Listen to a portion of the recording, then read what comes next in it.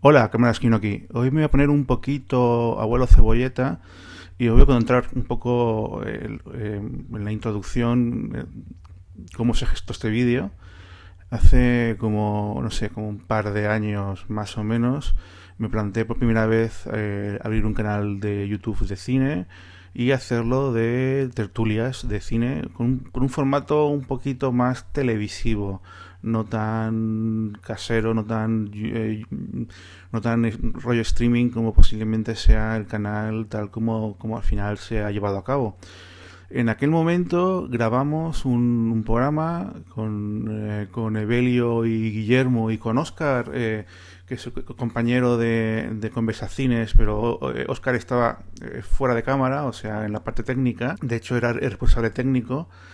Y bueno, grabamos un primer capítulo dedicado a Fritz Lang, a la etapa alemana de Fritz Lang, pero como era un formato más complejo, tenía más trabajo y estábamos siempre muy liados, al final se quedó el proyecto un poco en nada. Entonces, ahora que sí que el canal va en funcionamiento, he recuperado ese antiguo vídeo y lo he editado un poquito y podremos verlo. Y entonces la siguiente semana veremos la segunda parte ya en el formato actual, con uno de los dos invitados de aquel programa, con Guillermo, y haremos Fritz Lang en Estados Unidos y también el final de la carrera de Lang, que es otra vez en Alemania. Y nada, espero que os guste. Yo creo que es una tertulia muy chula, es un formato que estaba muy bien. De hecho, el decorado me gustaba mucho, es una pena porque aquel decorado se perdió, y mira que me llevó curro prepararlo. Y nada, espero que lo disfrutéis.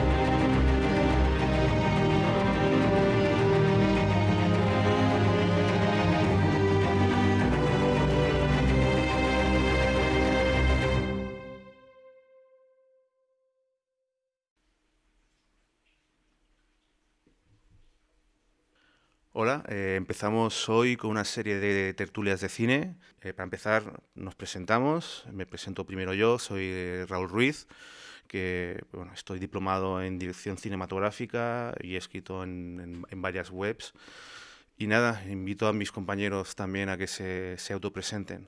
Hola, yo me llamo Guillermo Triguero, escribo en varios medios en internet y escritos y soy el administrador de dos blogs de cine. Uno es El Gabinete del Dr. Mabuse, dedicado a reseñas de películas, y otro es El Testamento del Dr. Caligari, que está dedicado al cine mudo.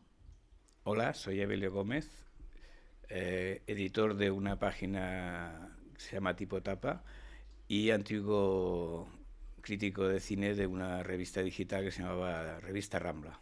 Empezaremos con Fritz Lang, pero vamos a hacer dos sesiones este mes y el mes que viene. Y esta primera edición va a ser Fritz Lang en Alemania. Vamos a empezar con los primeros años de Fritz Lang, con lo cual va a ser un 90% de cine mudo, o sea que vamos a empezar directamente metiendo caña. Bueno, Fritz Lang es un director bastante conocido, muy conocido, muy importante en la historia del cine, pues es uno de los directores fundamentales. Creo que sería un error llamarlo pionero, pero sí que es de estos directores que llegan al cine cuando el cine ya alcanza un nivel creativo importante. Es austríaco, aunque gran parte de su primera filmografía la realiza en Alemania.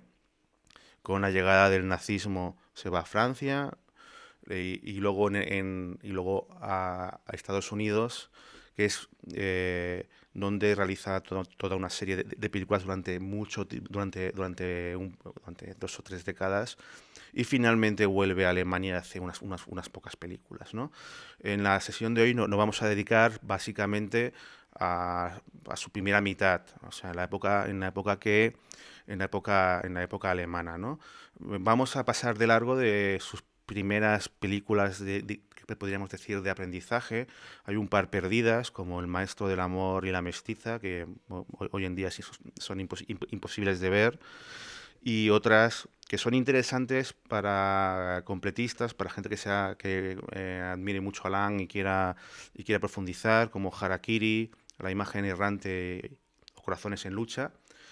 Pero que no vamos a hablar expresamente de ellas porque son películas complementarias para gente que quiera profundizar en el director, ¿no? Y lo que sí que vamos a hacer es quedarnos ya con su primera película importante, su primera película remarcable, eh, que yo creo que inicia a un Lang ya reconocible. Y esta película es una especie de serial que lo forman 2 películas, pero que está bajo el título de Las arañas, de 1920. Las arañas, yo creo que es una película, diría, interesante, no mucho más. Tiene la gracia de ver a Lang intentando imitar esos seriales de aventuras tan de la época, tipo Louis Fayad, como Les Vampires, por ejemplo. Y yo creo que es una película que se podría decir que está bien realizada, sobre todo porque es una película de mucho presupuesto y Lang sale airoso, pese a que era una de sus primeras películas como realizador. Y es entretenida, pero realmente me cuesta hablar de esta película como un filme imprescindible a nivel artístico, sobre todo comparado con lo que hizo después. Yo creo que, no sé qué os parece, yo creo que está bien, es entretenida, pero todavía está bastante lejos del Lang puro y duro que llegaría, de hecho, a cabo de un año, el mismo año que recordar. No sé qué opináis. Si quieres comentar alguna cosa. Bueno, yo creo que es un tipo de cine que está acondicionado a lo que es la época que está viviendo Alemania. Es un cine de aventuras y además va a países exóticos también, que es casi obligatorio para que la gente salga de lo que es la depresión después de la guerra. Entonces, es una película, supongo que idéntica a muchas películas que se hacían en otros países, que era vivir de lo que era el folletín que se publicaba en texto y que llevaba a la gente con sus miserias habituales, las llevaba a países exóticos, pero es una película, o sea, la considero más. Lo único que me gustaba es que de la película es que los malos, la mala es una mujer, que eso es parte importante de la película. Bueno, tienes razón. Además es cierto que en toda Europa hay una obsesión por lo exótico, pero en Alemania especialmente, en aquellos años, además tiene mucho que ver también con el romanticismo, etcétera, etcétera. Tienes razón. De hecho, entre comillas, la mala a mí me recuerda muchísimo a los personajes de Fodillat, interpretados por Musidora. Y, por ejemplo, a Les Vampires, es que incluso físicamente se parece levemente. Pero, entonces, para mí la película, la mejor virtud que tiene es la buena ambientación exótica, porque está bien ambientada. Va a ser una película totalmente de estudios, de 1920. La ambientación está bien y es además una película muy dinámica. Pero tengo que admitir que es una película que como espectador, y siendo una persona a la que le gusta mucho este estilo folletinesco de aventuras y tal, se me atragantó demasiado. No sé, el protagonista era tan exageradamente perfecto, chulo. La figura de las mujeres es o la que se desmaya y hay que salvar, o la mala malísima, que además es una copia de Musidora, ¿no? Y eso por no hablar ese pseudo racismo colonialista que está por ahí, que es inevitable en el cine de esta época, ¿no? Pero cuando no entras en una película todo esto como que te molesta más. Eh, y Lang tiene otras películas donde también tiene este punto exótico y todo esto me ha molestado menos, ¿no? Y son películas que vamos a comentar, ahora mismo. De hecho, su siguiente película, aunque es diferente, vuelve a recurrir a lugares exóticos, ¿no?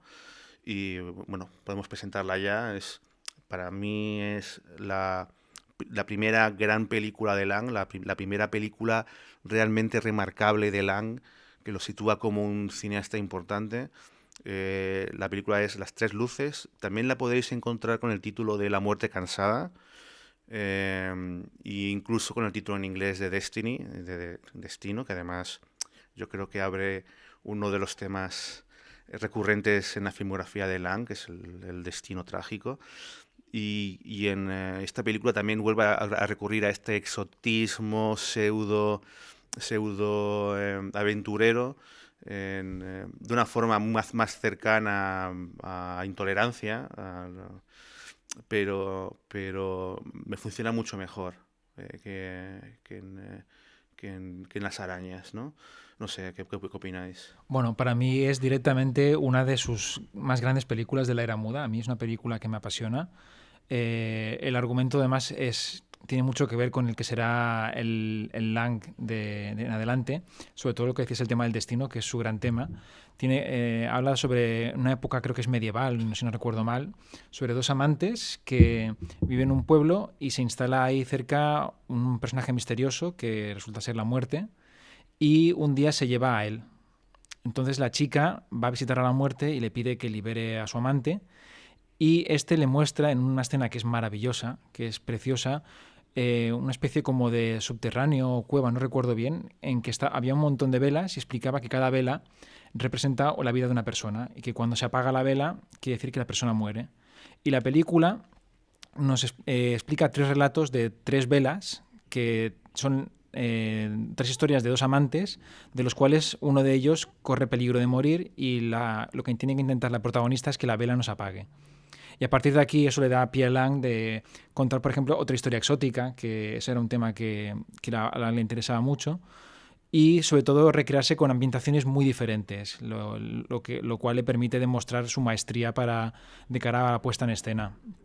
Entonces, yo creo que es una película preciosa. El final, que no voy a desvelar, con una escena de un incendio, me parece muy, muy conmovedor y muy catárquico. Y además fue una película que es muy interesante por dos cosas más. La primera, que podemos comentar más adelante, que es la primera película en la que dirigió un guión de Thea von Harbou, que era su mujer. Y en segundo, que fue una de esas películas que ha influenciado a mucha gente, porque tanto Luis Buñuel como Hitchcock la han mencionado como una de las películas que más les impactaron cuando empezaron a ver cine. Lo cual demuestra que realmente, sin ser Lang un pionero, sí que fue de esos cineastas que consiguió de alguna manera impactar a futuros directores.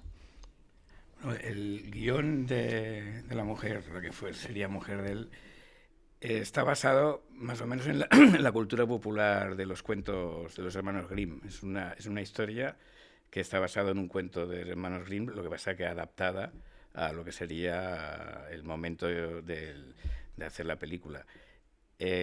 Vuelvo a insistir en lo mismo. Se utiliza siempre en las películas de esa época, utiliza ese exotismo de montar una historia de lo que sería la vida y la muerte en diferentes épocas, o sea, para ambientar y salir de lo que sería la vida cotidiana de los alemanes de la época. Y vuelve a ser una película popular.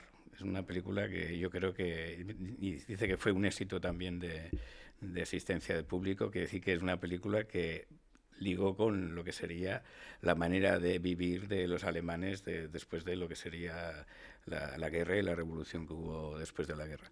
Es una película que quizá ha impactado a directores.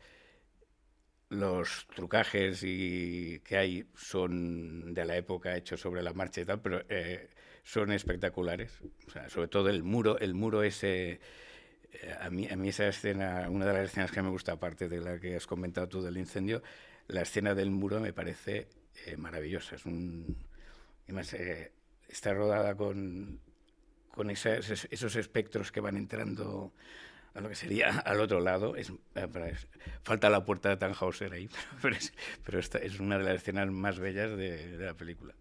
Y lo que dices de los trucajes, una anécdota muy curiosa que demuestra cómo Lang, que recordemos, esta es de sus primeras películas, no sé si es la quinta o la sexta, sí, pero es de las primeras, y ya a nivel técnico era un genio, es que para la escena de la alfombra mágica, si te acuerdas, la escena quedó tan bien que cuando años después el actor Douglas Fairbanks rodó El ladrón de Bagdad a las órdenes de Raoul Walsh, según parece, requisó todas las copias que había en América de las tres luces, o sea, supongo que compró los derechos, y evitó que se estrenaran durante un tiempo para que cuando él estrenara su fantasía con una alfombra mágica, la gente no hubiera visto antes la de Lang, o no lo hubieran visto muchos, y así quedarse él como el mérito, entre comillas, de tener su alfombra mágica. No, hay una diferencia, lógicamente, de tiempo, y el trucaje es mucho mejor. Y de presupuesto. Y de presupuesto, está claro.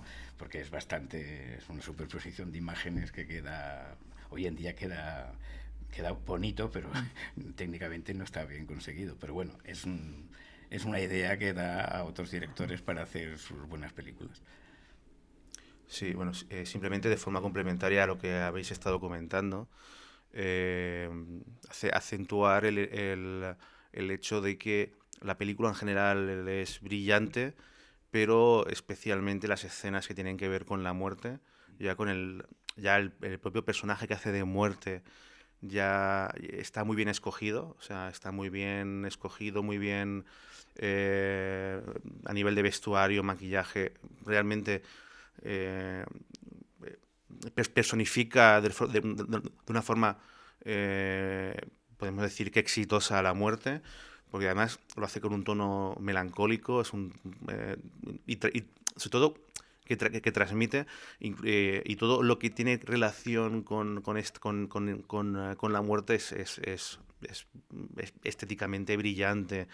La escena que tú has comentado del muro, del enorme muro, y los espíritus que van entrando, o cuando la protagonista sube las escaleras para encontrarse con la muerte, ¿no? Porque quiere recuperar a su amado, ¿no? Y la escena de las escaleras es visualmente brillante, o la que Guillermo ha comentado también de las velas, la sala de las velas, el concepto de vela, que además se aprovecha en otras películas de temática similar, se vuelve a recuperar. Funciona visualmente de una forma brillantísima. Es una película en la que sobre todo esos momentos que tienen que ver con la muerte son de gran cine. Es cine ya de... Si en las arañas hay momentos que estéticamente están bien, en las tres luces ya es gran cine, ya es una obra maestra, ¿no? Y eso nos sirve de paso para presentar la siguiente película, que yo creo que incide en lo de querer crear grandes imágenes y confirma a Lang como un cineasta fundamental, y porque estamos hablando de otra gran obra maestra que realizó un año después, que es Doctor Mabuse. Y bueno, simplemente decir, para arrancar, que Doctor Mabuse es el malo malísimo del cine por excelencia. Todos los grandes malos malísimos del cine parece que sean una versión o copia o un fragmento de lo que es Mabuse, porque es el gran malo, lo tiene todo, y además te lo transmite de una forma brillantísima en la película. No sé, os invito a que... Bueno, a mí Mabuse me parece directamente la mejor película de la era muda de Lang, que esa es una pregunta que luego me gustaría que me dijerais cuál es vuestra favorita de la era muda de Lang. En mi caso es sin ningún lugar a dudas Doctor Mabuse. Me parece una película brillantísima. Es además una película muy larga, creo que 4 horas y media, que se divide en 2 partes. Y me parece muy interesante porque lo que empieza como un relato policíaco típico de un villano malísimo que quiere hacer el mal, enriquecerse, y un inspector que lo encarna el que interpretaba precisamente a la muerte en Las Tres Luces, lo que inicialmente es un enfrentamiento entre el bien y el mal, realmente lo que hacen Lang y von Harbour es, sobre todo la primera parte, se van mucho por las ramas. Se nota que realmente, inicialmente, la escena inicial en que se presenta a Dr. Mabuse, cómo hace un complicadísimo, intrincado plan criminal, es brillante. Es una escena de suspense brutal, lo tiene todo. Pero luego, la primera parte de la película se va por las ramas, pero no es malo porque lo que hace es casi más un estudio de lo que era el Berlín de la época, los bajos fondos, la decadencia, la Alemania tan insegura y tan inestable de la época. Y hace un estudio para mí brillantísimo, de una manera muy acertada y con una puesta en escena brillante, con algunos toques expresionistas, otros de Art Deco, etcétera. Y no es y se puede hacer un poco densa quizá la primera vez que se vea porque uno espera una película policíaca y realmente no van por ahí los tiros. Y no es hasta la segunda parte cuando Lang parece recordarse de onda, que esto era una película de buenos y malos. Y entonces sí que la película ya se encuadra en un policíaco más convencional, con el malo, la chica que ha sido secuestrada, el protagonista, y aún así como película de suspense es brillante. Pero yo creo que estas dos partes, la primera más como recrear la Alemania de la época, recrearse la puesta en escena, y la segunda como peli de suspense, yo creo que juntas funcionan muy bien, y para mí es la película más redonda que hizo en su época muda. Bueno, yo creo que el Dr. Mabuse, las dos y la tercera película que hizo más tarde, entronca con los malos de la época. O sea, entronca con lo que sería Nosferatu, o sea, un malo malo, y entronca con el doctor Caligari. O sea, son los malos que necesita el pueblo alemán para sacar toda la mala leche que tienen después de lo que han vivido, de la pérdida de la guerra, la revolución truncada. Y son malos que, en el fondo, lo que representan no es, lo que podría decir el doctor Mabuse sobre todo, no representa un malo porque sí. Es un malo, yo le digo un malo altruista, nihilista. O sea, es un personaje que no hace el mal aquello para enriquecer, sino que lo hace por un placer que no sabemos cuál es. En todas las películas del Dr. Mabuse nunca sabemos el por qué se comporta de esa manera y por qué hace las cosas. Pero utiliza técnicas que son maravillosas en lo que sería en su momento. Utiliza técnicas de la psicología, lo que sería la hipnosis, utiliza técnicas que supongo que a nivel de magia en aquel momento y en el siglo XIX estarían en auge y mucha gente creía en ese tipo de cosas. Y respecto a su maldad, vuelvo a decir lo mismo, es una maldad, podemos decir, muy altruista.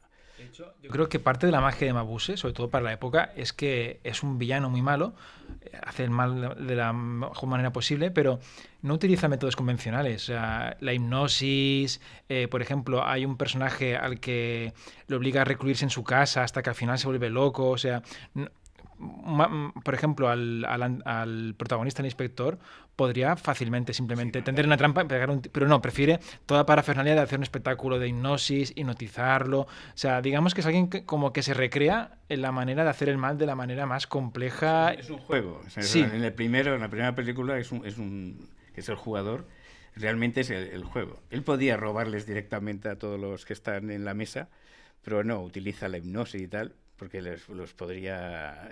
le da más placer al... O sea, pero es un malvado... Es un malvado, además, yo creo que también es encantador. O sea, bueno, entre comillas, ¿no? Sí. Bueno, es que yo creo que es un malo tan extremadamente malo, que ya, como he dicho antes, es como todos los malos en uno, que es fascinante. No sé si es encantador, pero fascinante sin duda alguna. Un poco entrocando a lo que comentaba Guillermo, y de hecho puede servir también para responderle en cuanto a película favorita, toda la primera parte de Dr. Mabuse, o sea, como la película es tan larga, es conocida, muchas veces se la conoce en dos partes, ¿no? La primera parte, que suele ser la conocida como El jugador, y la segunda parte, el infierno, ¿no? Pero es la misma película. Pues la primera mitad, que es la que Guillermo ha comentado, que empieza de forma frenética al principio y luego se queda mostrando todo el mundo de Mabuse, básicamente. Lo que hace es mostrar cómo trabaja Mabuse, cuáles sus mecanismos de control de poder, de manejo de los bajos fondos, etcétera, etcétera. Y la segunda parte es, digamos, podemos decir que es la caza a Mabuse, ¿no? La primera mitad me parece brillantísima, me parece con diferencia lo mejor de Fritz Lang mudo. La segunda parte me parece ya mucho más convencional y me interesa mucho menos. No, justamente la parte que se supone que es de intriga es la que menos me fascina. Y el arranque me parece prodigioso, es un arranque impresionante, es uno posiblemente junto con M son sus dos arranques más brillantes. Y, y toda esta parte en la que se ve los tejemanejes de Mabuse, yo creo que adelanta lo que va a ser lo mejor de Fritz Lang que va a venir después, que sobre todo a partir de que llega al cine sonoro, que es el Fritz Lang que usa el cine para mostrar las grietas de la sociedad. De hecho, esa es su especialidad, mostrar las grietas en el alma humana y las grietas en la sociedad, ¿no? Y es en Mabuse cuando vemos por primera vez. Posiblemente no llega a profundizar del todo porque todo Mabuse tiene un punto muy de... aún tiene un punto muy de serial folletinesco, con lo cual hace que no sea del todo realista, eso hace que pierda parte de realismo. También eso lo hace muy fascinante también, ¿no? Porque tiene ese punto como de cuento, ¿no? Pero ya vemos a un Lang que radiografía la sociedad y lo hace sin piedad, lo hace con detallismo, con cuidado, mostrando toda la parte, las sombras, la oscuridad, ¿no? Como película favorita muda, yo dudo entre Mabuse y Las Tres Luces. Son las dos películas que más me gustan. Tengo mucho cariño por Las Tres Luces. Es de esas películas por las que sientes un cariño especial. Y por Mabuse siento fascinación por la primera mitad. Con lo cual tengo dudas muy serias de cuál de las dos es mi favorita. Bueno, y no sé si queréis pasar ya a la siguiente, que también tiene bastante por comentar, que sería Los Nivelungos. Sí. Es también una película muy larga, creo que en total son también 4 horas y media o 5, que está también dividida en dos partes. Y en este caso, Los Nivelungos, se trata de una gran superproducción de la época que recrea las grandes leyendas de Sigfrido y Grimilda. Y en este caso, como tú comentabas que Mabuse la primera parte te gusta muchísimo y la segunda para ti es como que no está tan a la altura, a mí Mabuse no me parece así, ya las dos partes me encantan, pero en cambio Los Nivelungos sí que creo que la primera parte, que no recuerdo el título, es La muerte de Sigfrido. La muerte de Sigfrido, me parece brillante, me parece espectacular. De hecho, debo reconocer que la primera vez que la vi hace ya muchos años era un poco reticente, pensaba 2 horas y media de leyendas germanas, no sé yo hasta qué punto, y es impresionante. Y la segunda, que es La venganza de Grimilda, que es quizá la, la que es más oscura, se me hace un poco larga, pero en conjunto yo creo que como superproducción de la época y como recreación de ese pasado mítico o esas leyendas míticas germánicas, yo creo que es espectacular. Es una película, yo creo que maravillosa, a nivel de superproducción es intachable y a mí es una película que me fascina. Bueno, lo que son leyendas germanas es un invento. O sea, eso está basado en textos de sagas, pero escandinavas. Lo que pasa que el nacionalismo alemán lo que hace es adaptar ese tipo de versión a lo que sería Alemania. Pero no es... Lo que sirve eso es para demostrar de que hay lo que decimos los alemanes, los germánicos, son un tipo de gente escogida, y en la película sale los que son los eslavos y todo, son gente que no es de fiar, que son salvajes, que no están. En cambio, los germanos salen como... Es la primera película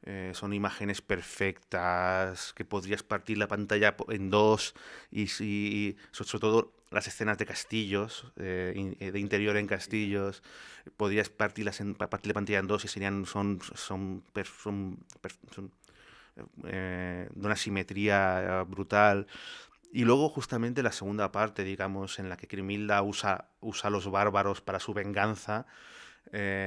Justamente el mundo de los bárbaros es un mundo más asimétrico, visualmente. Es el orden y el desorden. O sea, esa es la... Sí, un poco. La primera parte es el orden y lo otro es el desorden, el caos, que sería... Y además esto también entronca mucho con un tópico que se dice mucho sobre Fritz Lang y sobre todo el cine alemán de la época, y es eso de la tendencia de clasificar todas las películas alemanas de la época mudas como expresionistas, ¿no? Como si el expresionismo fuera lo único que se hizo en la época. Y lo que demuestra este contraste de las dos partes es una frase que dijo Fritz Lang en la época cuando le preguntaron si él era expresionista. Y él decía, mire, yo cojo influencias artísticas que hay ahora mismo en boga de todas partes y las uso unas u otras según convenga mejor a la película. Yo no cojo un guión y digo, vale, voy a hacer una película expresionista, sino que cojo lo que me interesa más y lo adapto. Y como ha dicho Raúl, aquí se nota muy bien cómo en la primera parte toma unas referencias pictóricas muy concretas que se adaptan a la historia y en la segunda toma otras. Y eso es lo que yo creo que hace de Fritz Lang también un director tan interesante, que incluso también se ve en Mabuse, ¿no? Que es Mabuse, volviendo un poco atrás, es una mezcla de influencias pictóricas brutal, desde futurismo, cubismo, art deco y también expresionismo. Entonces, reducirlo todo a expresionismo es un poco reduccionista y en Los Nibelungos se ve claramente cómo realmente tiene la astucia de mezclar influencias artísticas muy diferentes para hacer ese contraste entre el orden y el desorden, entre los bárbaros y entre los personajes más germánicos. De hecho, en el cine de Fritz Lang creo que no hay ninguna película que se pueda considerar puramente expresionista, pero sí que hay en sus diferentes películas sí que hay pequeñas influencias de origen expresionista. De hecho, es algo que me recuerda mucho a lo que hará luego Fritz Lang con el cine negro. No es un director que haga unas películas que hará luego en Estados Unidos unas películas de cine negro puro y duro, pero casi todas ellas tienen elementos típicos de cine negro, ¿no? Yo creo que Fritz Lang como tú comentas, hace eso, coge lo que le interesa y hace lo que a él le interesa, valga la redundancia, ¿no? Se sirve en este caso del expresionismo como de cualquier otro elemento para su gusto. Además, y en Los Nibelungos eso se ve claramente en esa gran diferencia entre las dos partes. Que se supone que son la misma película partida en dos porque es muy larga, ¿no? Pero son realmente dos películas al mismo tiempo claramente diferenciadas en una parte estética muy, muy importante. Y nada, ¿os queréis añadir alguna cosa más?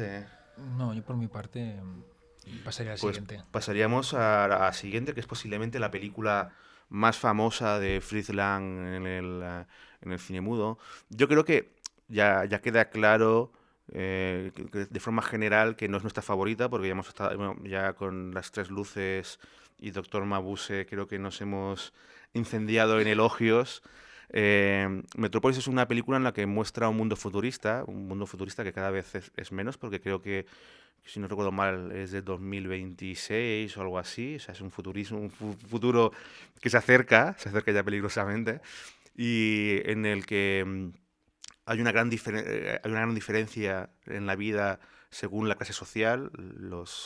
La clase alta que vive en grandes rascacielos, la clase trabajadora que vive totalmente alienada de una forma brutal y que viven digamos, en las partes bajas, literalmente en el submundo. Y básicamente es el conflicto que se crea, que se crea a partir de que aparece una chica que lanza un mensaje de amor y de cambio y no sé qué, y bueno, y y el hijo de un gran empresario, de alguien muy poderoso que se enamora de la chica y que toma también conciencia social de lo que están haciendo mal, ¿no? Y ahí hay de hecho, es una película que a nivel ideológico tiene un mejunje, porque es una película a la que han acusado de ser pro-nazi, de ser pro-soviética, o sea, por acusarla de lo que sea, ¿no? Y, y, y es eso, es una parábola interesante a nivel social, aunque a mí personalmente me parece que Fritz Lang hace ya en Mabuse y hará después, a partir de M, parábolas sociales mucho más profundas y mucho más potentes, ¿no? Y no sé, dejo que... Bueno, Metrópolis es uno de los grandes iconos de la era muda, no solo del cine alemán, no solo de Fritz Lang, sino de la era muda en general.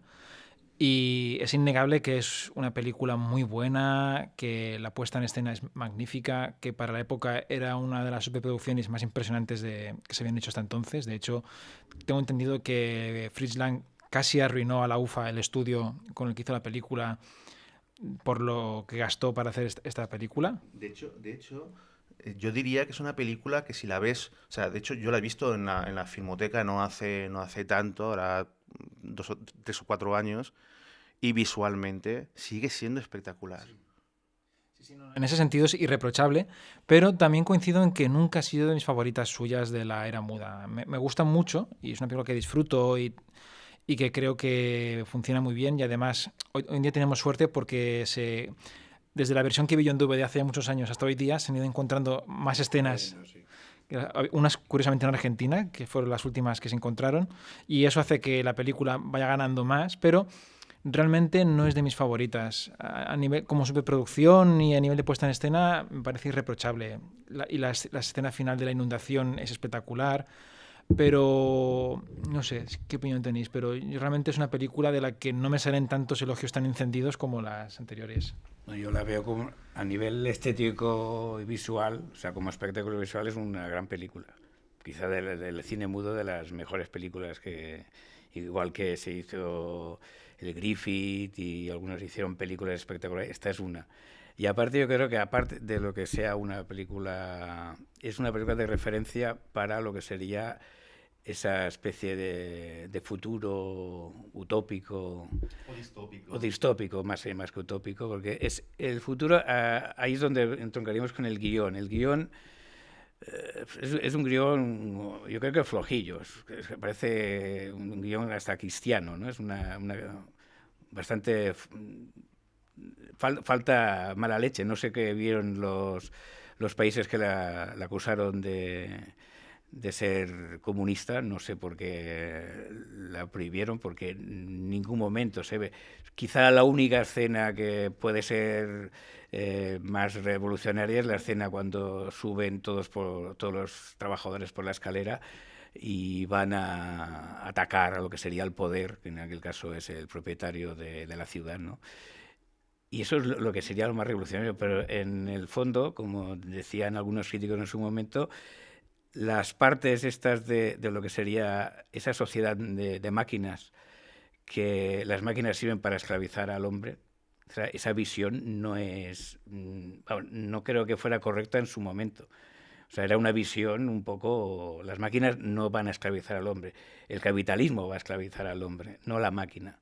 Y entonces aquí la máquina es el elemento subversivo que jode a la sociedad. La sociedad esa que sube y baja por aquellos ascensores enormes y van en masa así con la cabeza gacha, es porque están sometidos al capitalismo.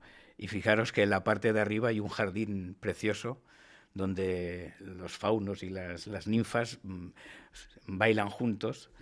Y aparece ese personaje que dices tú, la chica, la María, esta que parece María, que tiene nombre de virgen también, aparece como salvadora, no salvadora, porque la tesis de la película es bastante, creo, reaccionaria, que es que al final, lo que ocurre al final, después de toda la desgracia, no gana lo que decir, el pueblo no gana, los obreros no ganan, sino que además son traicionados por el jefe del sindicato y pactan con lo que sería el poder, que es propio de, volvemos a insistir, sobre lo que ocurría en Alemania en ese momento. Se trataba de que todo el mundo juntos trabajasen para volver a hacer Alemania lo que era. O sea, yo creo que la tesis es esa, pero no deja de ser una tesis no revolucionaria, sino de democracia cristiana o más conservadora. Es que es un mejunje ideológico considerable, porque, como dices tú, el, eh, el mensaje es ese, el mensaje es hay que unirse para mejorar y ser, hay que unirse, eh, o sea, no es un mensaje de el camino es la revolución, no, el mensaje de hecho es de hay que unirse todos, trabajadores y clases altas y tal y cual. ¿No? Es mezclar los brazos y la fuerza con con el cerebro, con el cerebro y vivirlo con el corazón, ¿no? Una frase esa, ¿no? Sí, exacto. Y es comprensible que haya gente que lo relacione con el comunismo, en el sentido de que Marx habla muchísimo de la alienación de los trabajadores, ¿no? Y de las diferencias sociales entre las clases. Y esos son elementos que en la película sí que tienen un peso específico muy grande, sobre todo en toda ella. O sea, la alienación es muy evidente, cómo Lang hace que todos los trabajadores se muevan casi como máquinas, y es la alienación llevado a la máxima expresión, ¿no? Y las diferencias sociales también son súper evidentes, como dices tú, diferenciando cómo viven los trabajadores, que viven como si fuesen robots, a cómo viven las clases altas, que viven en jardines. En el Olimpo. Además son artificiales, Sí, sí. porque están no son jardines que estén en el suelo, son jardines de tipo Edén, pero que están dentro de las grandes de los grandes rascacielos. Más allá de eso, confirmar que es el uso de que lo realmente revolucionario que tiene Metrópolis es toda esa parte visual y estética. De hecho, es una película que tiene una enorme cantidad de imágenes icónicas, lo cual es un gran mérito de la película. Y además que hay que recordar que en aquella época no se hacían muchas películas de ciencia ficción, entonces realmente era un camino realmente por explorar, porque no era un género muy habitual en la era muda. Hay ejemplos como Aelita, y eso sin irnos ya a Méliès y Viaje a la Luna, pero dentro de la época más clásica no hay muchos ejemplos, entonces realmente eso sí que hay que reconocerlo, que es bastante revolucionario en el sentido de que es quizá una de las primeras grandes películas de ciencia ficción que crea todo un universo propio, que además hace que sea creíble, que sea visual espectacularmente. En ese sentido sí que yo creo que es bastante pionera, pero bueno. Y el uso de las maquetas, o sea, es espectacular. De hecho, una película que ha quedado tan famosa como Blade Runner está muy influenciada estéticamente por Metrópolis.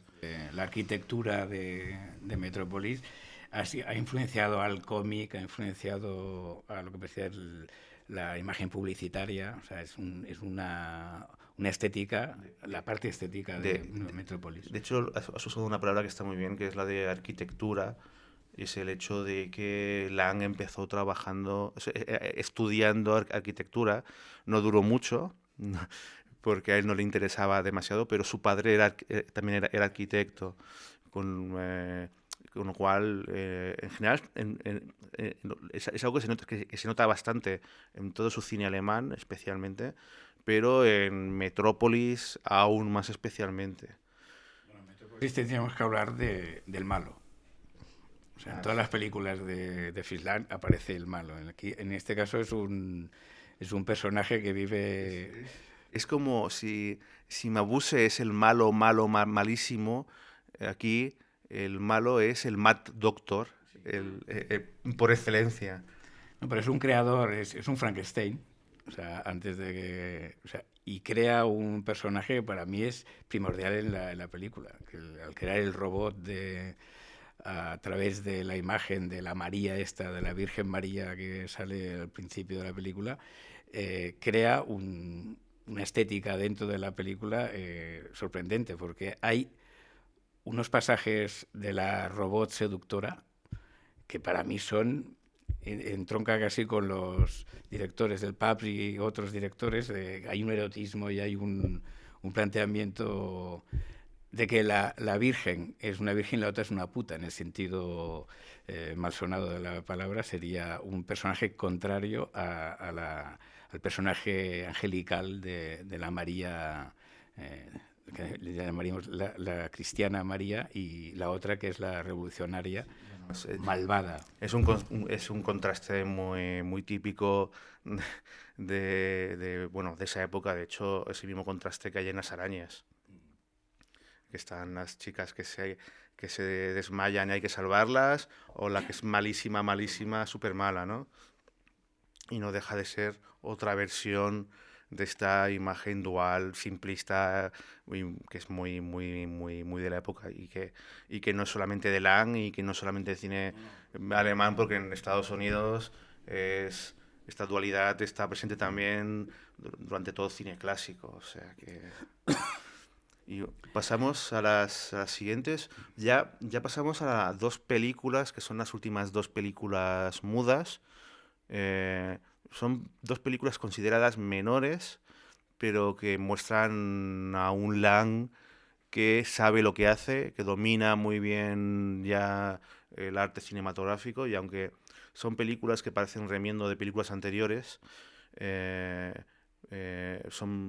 siguen siendo películas muy interesantes y fascinantes, ¿no?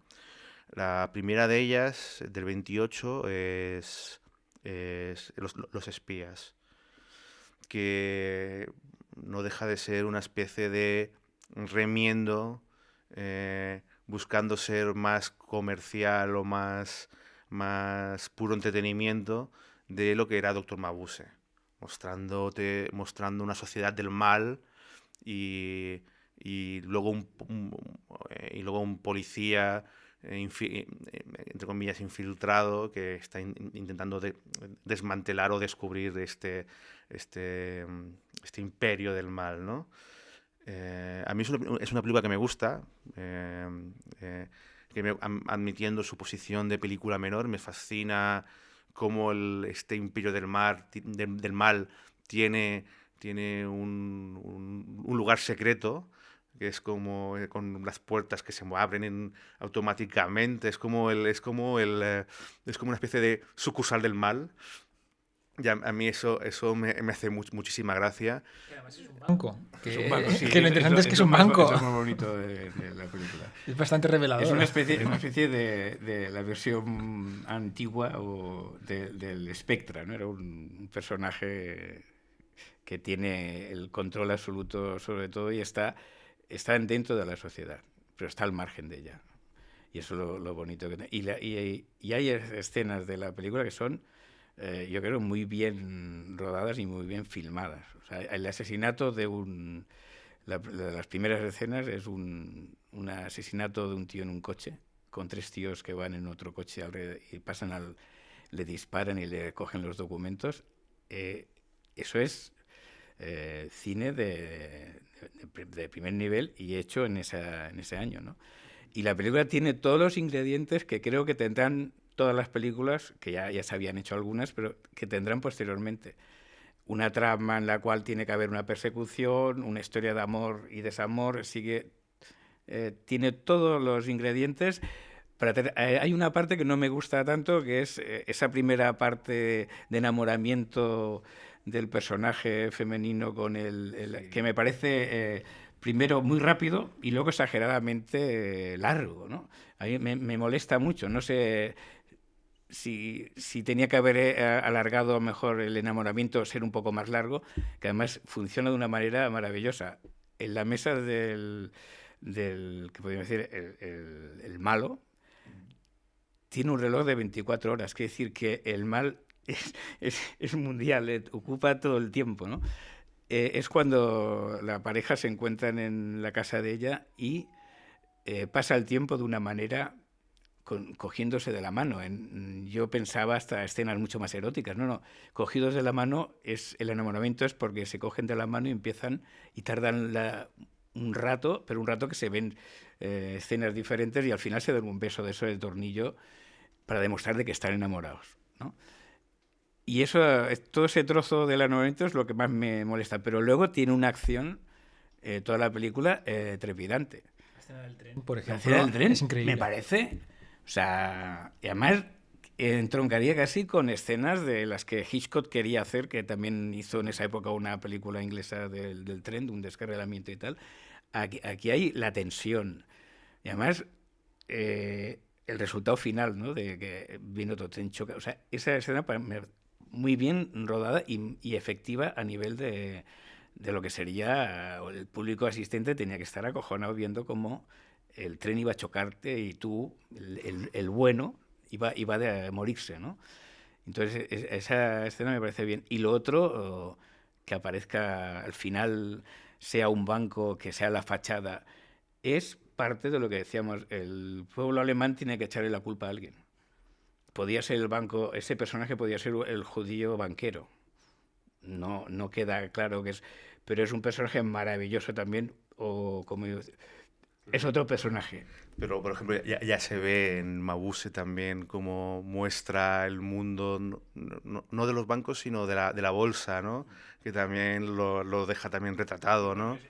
Es que ten en cuenta que en esa época se está produciendo ya la crisis que vendrá con el crack del 29, ¿no? Que ya se está planteando que hay un problema grave. La inflación que hubo en Alemania, Sí, justo la posguerra, que a lo mejor 1.000 marcos no valía nada. Sí. Entonces, claro, había, supongo, una desconfianza brutal hacia todo lo que fuera bolsa, bancos, economía. Tampoco la gente manejaba dinero, porque los sacos de dinero hay una anécdota de que el peso de un saco de dinero para comprar un periódico era superior al peso del periódico.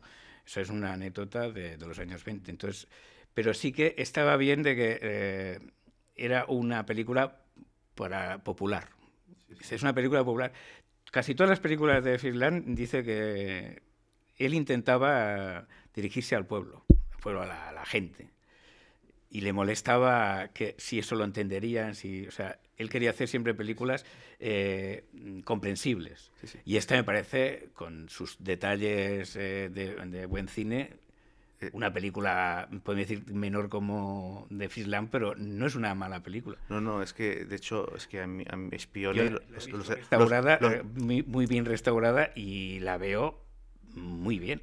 O sea, a nivel de fotografía, a nivel de montaje, se ve perfecta. Es que la película, Los espías, eso es cine comercial de muy buena calidad, muy bien hecho, con cuidado y con mimo. O sea, pasa que es una película que no innova nada respecto a la propia carrera de Fritz Lang, no aporta nada nuevo, pero sí que muestra a un cineasta que sabe lo que hace, que domina perfectamente y que, excepto algunos deslices como con la historia amorosa, pero por lo demás es una película que tiene pulso, que se mantiene muy bien, que tiene lo que tiene que tener el cine comercial, básicamente. Y bien tiene hecho. un final imprevisible que está muy bien. O sea, el giro final en el teatro, sí. O sea, el final ese me parece... Además, es un final teatral, de ópera y de cine, todo junto. Porque el mismo personaje marca el fin de la escena diciendo telón. O sea, que es una de las cosas que esto, al revisarlo te das cuenta de estos detalles y dices, esto era maravilloso en su momento. O sea, es un personaje, vuelvo a decir, los personajes malos de Fritz Lang a mí me conmueven y me gustan. O sea, dentro de lo que es el desprecio, las acciones que hacen, ¿no? Pero están muy bien retratados los personajes y aquí vuelve a estar el mismo problema de la mujer buena, enamoradiza y tal, y la mala. Y hay una escena maravillosa que yo la recordaba, y cuando lo he vuelto a ver, es la del el servicio secreto japonés, que salva del suicidio al personaje principal cuando lo abandona la novia esta, no sé si os acordáis, que están en un bar y dice, es que en nuestra manera de trabajar no tenemos que tener contacto. Las mujeres, esta señora es una espía de aquellas de... Y el tío, o sea, el tío que es el policía no se ha dado cuenta que es una espía.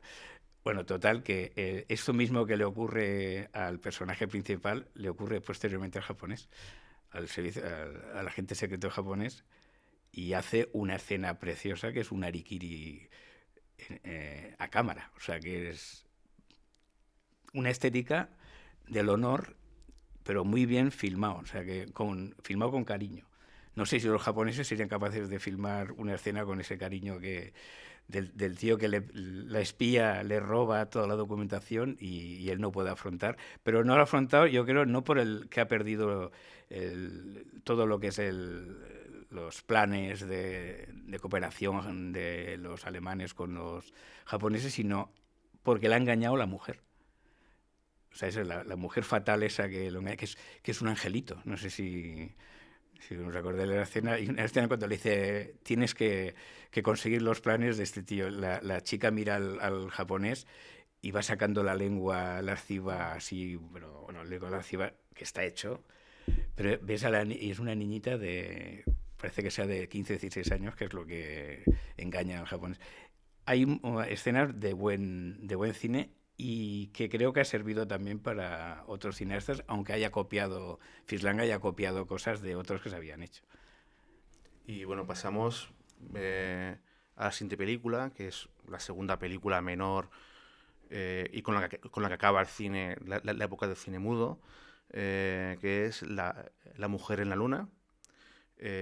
Bueno, que el título ya indica un poco de qué va en parte.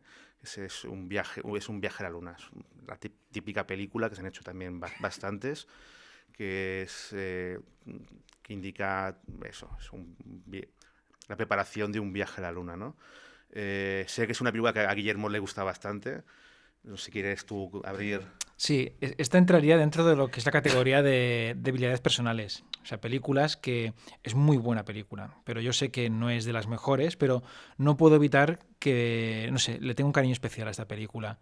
Raúl decía que eran películas menores, Los espías y La mujer en la luna, y es verdad, pero hay un matiz muy importante, son menores a nivel artístico comparado con lo otro, pero no a nivel presupuestario. O sea, La mujer en la luna fue una megaproducción también de la época, que de hecho, si no recuerdo mal, a raíz de esta producción, Fritz Lang y la UFA, que era el gran estudio que había en Alemania en la época, que hizo las grandes películas, por ejemplo Metrópolis, él y la UFA pues acabaron rompiendo, y las últimas que hizo en Alemania, que son las siguientes que veremos, fueron con otro estudio, porque es que el tío este no paraba de gastar dinero. O sea, y vieron que el hombre este gastaba a expuertas. Y en el caso de La mujer de la luna es lo mismo que Metrópolis, gastó mucho dinero, pero está muy bien gastado, porque a nivel visual es también una película espectacular. De hecho, tengo entendido que incluso Fritz Lang se documentó con expertos en el tema, científicos, y cuando vieron las maquetas dijeron, ostras, le hemos dicho demasiadas cosas, porque es muy fiel a lo que nosotros pensábamos, o sea, casi como que estaba desvelando como secretos de Estado. Y es una película que es un mero entretenimiento, pero yo, no sé, simpatizo más con ella que con Metrópolis. La primera parte es quizá la que está un poco como más descolgada, es como un retorno a los seriales otra vez, con un malo malísimo, robar documentos, y realmente es una parte que, si lo piensas, tampoco haría falta, pero bueno, a mí no me importa. Y toda la parte del viaje a la luna para mí es un tipo de ciencia ficción, digamos, casi familiar, muy encantador. Hay un niño, no sé, es una película que tiene un tono casi, no sé, un tono amable que no es muy propio de Fritz Lang y que me cae mucho en gracia. Realmente es una peli que, no sé, creo que está muy bien hecha, es simpática, entretiene. No es de las mejores, pero no puedo evitar tenerle cariño. Y fue, yo es que tengo vagos recuerdos de la película, ¿fue éxito de taquilla? Sí.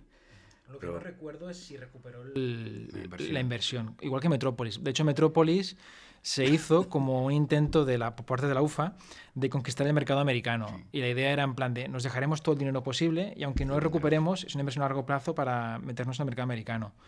Y en este caso no recuerdo si recuperó dinero, pero es posible que no, porque fue una película muy cara también. El recuerdo que tengo yo de la película es lo que hablabas tú, que es molt casolana, de que tiene hasta cuando viajan con la nave, los movimientos que tienen dentro de la nave y tal son bastante, supongo que no están bien asesorados, pero que son bastante de atrecho, ¿no? Son muy... Pero para niños, vamos, como si fuera una obra de teatro más que una cosa de cine.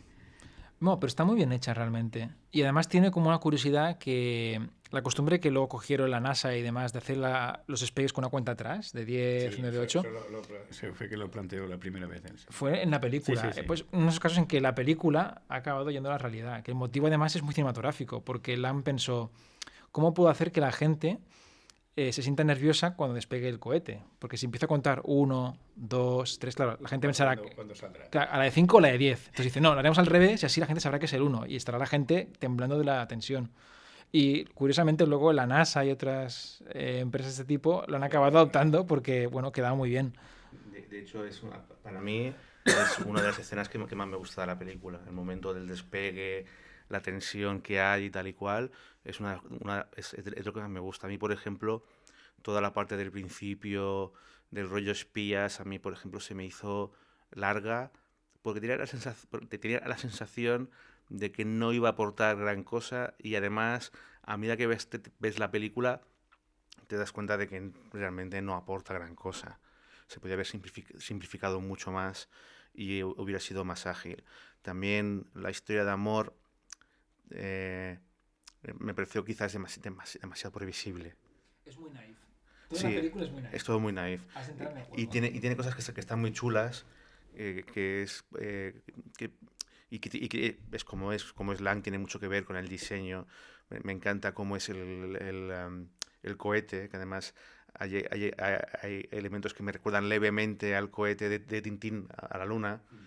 Me encanta, por ejemplo, cuando entran al cohete y hay agarraderas por todas partes para Verdad, por eso digo que tiene algo de naif, ¿no? Que es la...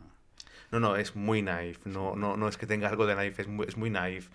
Sí que tienes razón en el sentido de que si no entras en la parte naif, no, quizás el enganche no sea tan grande, mientras que sí que si entras, es una película muy entretenida. A mí, para mí, tengo que admitir que la vi en su momento hace mucho tiempo y la he vuelto a ver hace poco para preparar la tertulia. La he vuelto a ver hace unos días.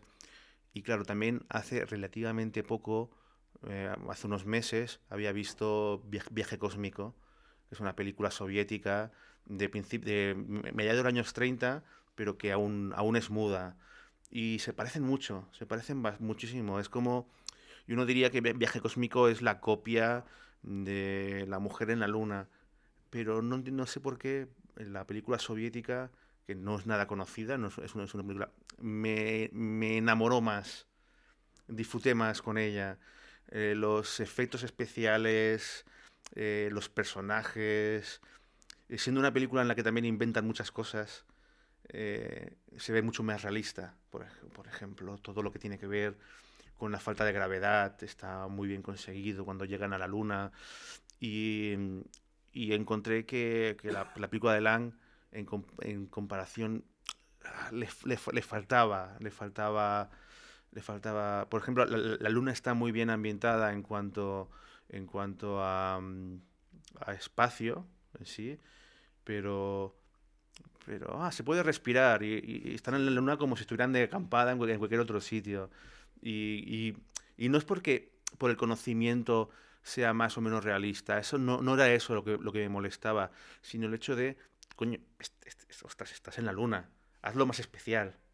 ¿Sabes? Invéntate cosas para que sea como más... El decorado de la luna no se presta. Es un decorado... Digo que no se presta. Tú pones ese personaje en la selva y tiene pero el decorador mucha ambientación. Aquí no hay ambientación. Pero el decorador de la luna no está mal. Es interesante. Me gusta el hecho de que tiene mucho polvo cuando caminan, se ve el polvo. Es monótono, es un paisaje monótono. No es nada exótico. Es desconocido, pero no... Yo eché de menos que jugara un poco más con eso.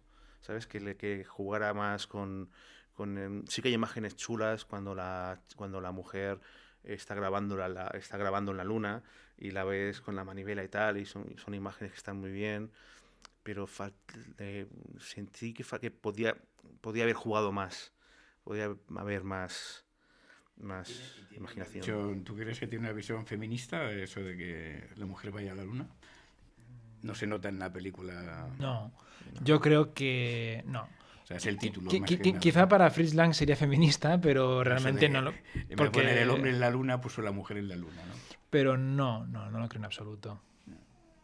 No, yo creo que el título en parte viene por el desenlace. No vamos a especificarlo, ¿no? Pero un poco por el desenlace. Pero no, feminista, pues no. Además, la historia de amor es súper convencional, triángulo amoroso típico y tópico. No, o sea, no es... Se puede decir que no es lo más machista que se ha hecho en la historia del cine, y que el propio Lang ha hecho cosas más machistas, como por ejemplo en Las arañas, pero no, es todo muy convencional, todo muy convencional. Si os parece bien, pasamos a la siguiente, que ya volvemos a hablar de otra gran obra maestra, posiblemente una serie aspirante a la mejor película de Lang, y además es curioso porque es su primera película sonora. Estoy hablando de M, conocida en España con el título de El vampiro de Dassenhoff, un título que tiene su historia, porque viene de un asesino. La película trata sobre un asesino de niñas más bien, pero bueno, niños, y el título viene de un asesino real, ¿no? Lo cual es paradójico porque la película realmente no va de vampiros, ni tampoco ocurre en Dassenhoff, ¿no? Pero bueno, es la primera película de Lang sonora. De hecho, juega mucho con el sonido. Creo que vais a hablar mucho por ejemplo, de la escena inicial, que yo creo que es una de las grandes escenas iniciales de la historia del cine. Sorprendente más siendo una película sonora en la que además Lang, en esa primera escena de presentación de película, juega con el sonido. Juega mucho con el montaje, evidentemente, pero también juega mucho con el sonido. Y es de esos grandes arranques de película de la historia del cine. Bueno, no voy a ser muy original, realmente yo también pienso que M es la mejor película de Fritz Lang. De hecho, el propio Fritz Lang, si no recuerdo mal, durante toda su vida o buena parte de su vida, la citaba como su mejor película. Es una película absolutamente extraordinaria y además es un contraste muy curioso con las anteriores, porque veníamos de varias superproducciones, la UFA, películas espectaculares muy grandes, y curiosamente acabó en Alemania con 2 películas, sobre todo esta, más que la siguiente, que son como más, a nivel de producción, como más pequeñas, más sociales. Y de M, a mí lo que me fascina es que sea su mejor película, siendo la primera película que hizo en el sonoro, porque como ya sabemos, los directores mudos necesitaron un tiempo para adaptarse al sonido, porque es otra manera de hacer cine muy diferente. Algunos lo hicieron con más facilidad que otros. Hitchcock, por ejemplo, lo hizo con bastante facilidad, y Lang, por descontado. Pero aún así, que tu primera película sonora sea no ya solvente, sino que sea una obra maestra y tu mejor película, es algo yo creo que no se ha dado casi nunca. Entonces, a mí me gustaría mucho destacar, como tú has dicho, la primera escena, porque yo creo que sintetiza muy bien la fortaleza de Lang en el aspecto tanto visual como aprovechando el sonido. Es la escena en que la niña está paseando por la calle y se encuentra con el asesino, al cual no vemos, solo vemos una sombra amenazadora sobre un cartel que habla de que se busca a ese asesino de niños. Y a partir de aquí la niña se le ve con esa figura que todavía no tiene rostro, comprando un globo, paseando con él. Y luego vemos a la madre que se preocupa porque la niña no llega a casa. Y después de mirar si está en el patio o si viene con algunas amigas, desesperada, abre la puerta y empieza a llamarla a gritos. Y entonces, ¿qué es lo que vemos? Todavía se escuchan los gritos de la madre, pero lo que vemos no es a la madre. Vemos el plano de la pelota que lleva la niña rodando por el suelo, el globo que había comprado volando libre por el cielo. Es decir, te está dando a entender todo lo que ha pasado, la desgracia que ha sucedido, sin mostrar nada. Simplemente con las imágenes. Eso es muy del mudo. Pero al mismo tiempo, el recurso de utilizar un sonido que no corresponde con las imágenes, porque estamos oyendo a la madre, pero estamos viendo otra cosa en un espacio diferente. Hoy día nos parece muy obvio, en plan de sí, con efecto dramático, pero pensamos que estamos en el año 30. Estamos en el año en que se está descubriendo el sonido y se está empezando todavía a ver cómo utilizar esta herramienta. Y Lang ya en la escena de arranque de su primera película sonora ya utiliza un recurso que es narrativamente muy poderoso, muy dramático y que además hace un uso de la imagen y el sonido, yo creo, muy moderno. A mí me parece espectacular. Sí, tienes razones. De hecho es una escena que juega muy bien con el concepto de no mostrar, de insinuar, la insinuación por encima de mostrar, y de hacerlo de una forma muy creativa, jugando muy bien con el montaje paralelo de cómo el asesino se acerca a la niña y tal, con la madre que está trabajando y que luego la está esperando. Y cuando ve que no llega la hora y se pone cada vez más nerviosa, y toda es una secuencia de montaje brillantísima. Ya lo dije cuando hemos arrancado, es una de las grandes de los grandes arranques de la historia del cine. La continuidad de cuando el globo queda colgado en la continuidad de la escena esta, queda colgado en unos cables de telégrafos. Y la siguiente escena, después de la madre gritar el nombre de su hija, es unos niños vendedores de periódicos que ya dan la noticia. Entonces es cuando empieza el clímax de la película, que se culpabiliza a toda la sociedad alemana, se culpabiliza de la muerte de esa niña, que es las discusiones que hay en un bar, la gente que también que yo creo que es parte de, a nivel cinematográfico, es un diseño de Lang, es el que sale un anuncio en una pared y hay multitud de gente y dice, léelo en voz alta, o sea, para que no sea ese plano de cine mudo, que sería la cámara se acercaría al texto que está colgado en la pared, y entonces hay uno que va explicando, ha muerto tal. O sea, esa escena es parte de lo que sería toda la película, ¿no? Y tiene que ver con lo que es los medios de comunicación. Los medios de comunicación, en aquel momento lógicamente no hay televisión, la radio está, como él dice, incipiente, pero también sale la radio aquí pero es la información de prensa, la prensa. Y otra cosa importante, la señora esta, que es la madre de Elsa, recibe un personaje en casa que le trae el folletín.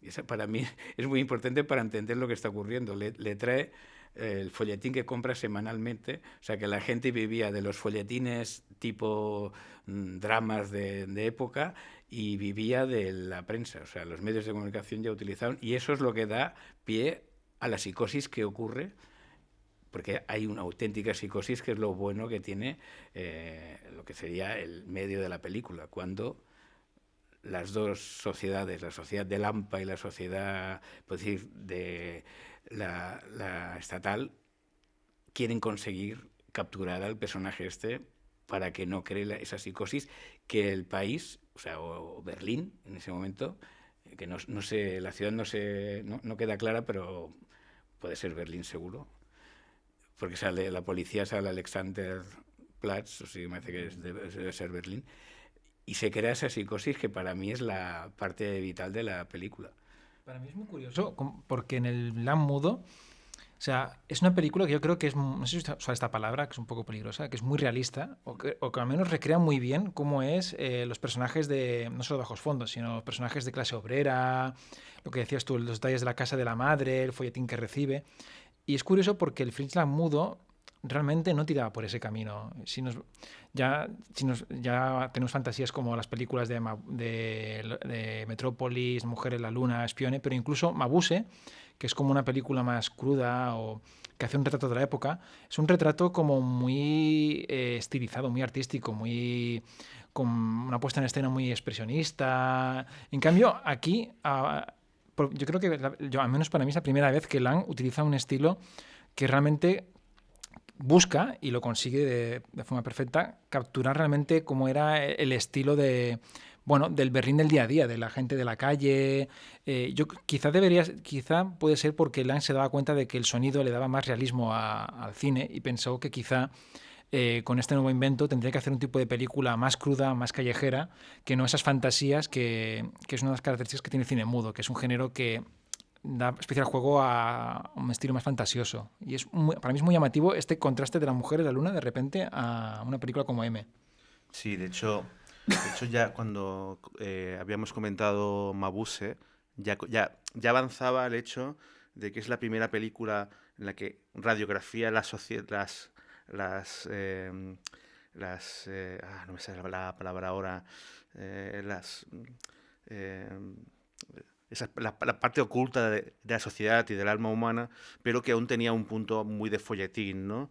Y justamente con M, este punto de folletín queda muy diluido, aún tiene un poquito, pero ya el realismo es muchísimo más potente, casi podríamos decir de una especie de naturalismo, eh, y, y, eh, y en esta película se desata por fin el Lang que vamos a ver, no siempre, pero ya de forma continuada en lo que va a hacer a partir de entonces, que es un Lang que radiografía la sociedad y esa parte oculta del ser humano, la radiografía de una forma muy certera, muy ácida, muy dura, eh, muy potente, y la película donde vemos eso por primera vez al 100% es M. Además, M es una película perfecta para hacerse una idea de cómo era la sociedad a principios de los años 30. Es que además es una película muy minuciosa. Se ve... eh, se ve es riquísima en detalles de vestuario, de atrecho. A mí me gusta mucho, por ejemplo, un detalle muy tonto, los planos en que están en los bares o están todos reunidos, ves los vasos de cerveza, o sea, ves que realmente, o sea, da sensación como de suciedad y de... Realmente, no sé, ves que está todo muy, muy bien buscado. Sí, es que lo ves todo, pitilleras, no sé qué. Es una película en la que ves esos detalles que aparecen en principio aparecen en todas las películas, pero es como si la cámara se fijara en ello y lo hiciera además con un punto muy auténtico. Ves un guante y puede que esté un poco agujereado en un sitio, o no es todo perfecto, transmite una sensación de realismo. Y otra cosa que es muy interesante de la película es que crea una estructura narrativa que se va a repetir infinidad de veces, sobre todo en películas que tengan relación con el tema de los psicópatas, ¿no? Por ejemplo, películas míticas como El Estrangulador de Boston recupera mucho esta estructura, ¿no? Primero vemos al cazador, ¿no? Al asesino, cómo caza, cómo lo hace. Luego, una segunda parte que es la reacción de la sociedad, ¿no? Que se parte en la búsqueda de la policía, por un lado, la investigación policial, y por otro lado es cómo los bajos fondos, agobiados por la presión policial que implica esta investigación, deciden por su cuenta buscar al asesino, ¿no? Y para eso llegan a movilizar no solamente al AMPA, sino todo lo que son a toda la gente de los barrios humildes, ¿no? Y luego está la tercera parte, que es una vez cazado, entre comillas, atrapado, la parte del juicio. Pero además es un juicio en la que no es un juicio con jueces, con legal, es un juicio social, es la sociedad que está juzgando al psicópata, ¿no?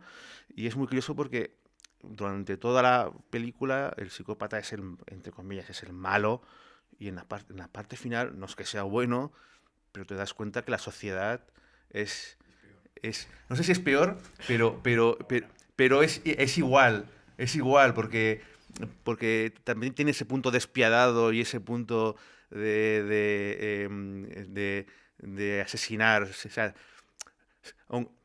aunque tenga una autojustificación para hacerlo, ¿no? Pero no deja de ser asesinar también, ¿no?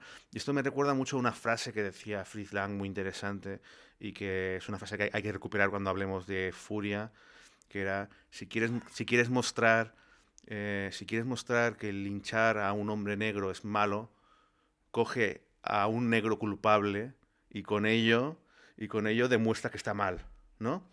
Y aquí hace algo parecido con la pena de muerte, con enjuiciar a alguien, porque lo que hace es coger a un asesino, que realmente es un asesino de verdad, y con eso te da la vuelta a la tortilla y te plantea a ti dudas éticas y morales. Él decía que, o no sé si en su momento, pero posteriormente dijo que era un alegato a la pena de muerte. La M era eso. Entonces,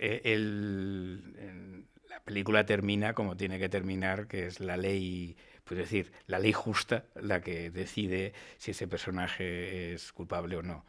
O sea, que es la terminación de la película es esa. Pero lo que me gustó a mí de la película cuando la vi y ahora que la volví a ver es el AMPA, esa sociedad paralela que existe, que es capaz de organizar la caza del hombre al mismo nivel, pero con diferentes métodos que la policía. Porque aquí en esta película sale la policía como experta en técnicas modernas de búsqueda de poder decir, de delincuentes, porque está lo de las huellas digitales, lo de buscar datos si esa persona ha salido a un psiquiátrico. Está muy bien realizado esto, cuando los otros es una reunión de 5 personajes en un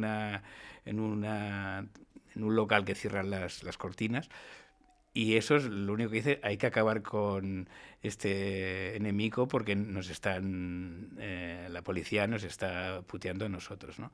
Entonces, la decisión de unos y otros son las dos válidas del método de investigación. Dice, ¿quién puede estar en la calle todo el día y que pase desapercibido? Entonces, hay una asociación de mendigos o una especie de sindicato de mendigos que les dan dinero para que colaboren con el AMPA. O sea que para conseguir sacar del mercado.